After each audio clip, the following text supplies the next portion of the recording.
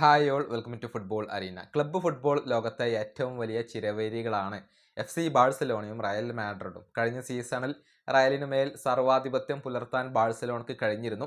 ഈ സീസണിൽ ഇതുവരെ ഈ രണ്ട് ടീമുകളും തമ്മിൽ ഏറ്റുമുട്ടിയിട്ടില്ല.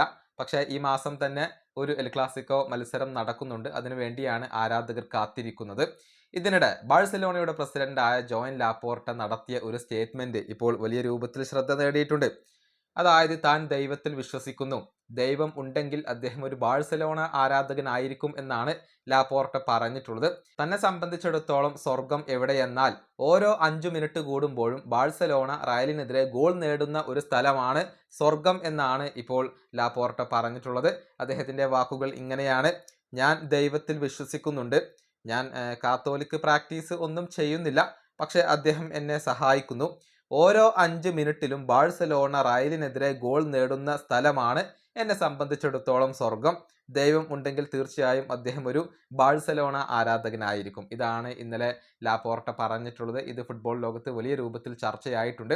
അതായത് ഓരോ 5 മിനിറ്റിലും റയലിനെതിരെ ഗോൾ നേടുന്ന ഒരു സ്ഥലമാണ് തന്നെ സംബന്ധിച്ചിടത്തോളം സ്വർഗം എന്നാണ് അദ്ദേഹം ഇപ്പോൾ വ്യക്തമാക്കിയിട്ടുള്ളത്. ഏതായാലും ഒക്ടോബർ 26-ാം തീയതിയാണ് എൽ ക്ലാസിക്കോ നടക്കുന്നത്. അന്ന് രാത്രി ഇന്ത്യൻ സമയം 8:45-നാണ് ഈ മത്സരം ആരംഭിക്കുക. സാന്റിയാഗോ ബെർണാബോയിൽ വെച്ചുകൊണ്ടാണ് ഈ എൽ ക്ലാസിക്കോ നടക്കുക. നിലവിൽ പോയിന്റ് പട്ടികയിൽ റയലാണ് 1-ാം സ്ഥാനത്ത്. അതേസമയം 2 പോയിന്റിന് പിറകിലുള്ള FC ബാഴ്സലോണ 2-ാം സ്ഥാനത്താണ് ഉള്ളത്. ഈ വീഡിയോ അവസാനിപ്പിക്കുന്നു. അടുത്തൊരു വീഡിയോ കാണാം.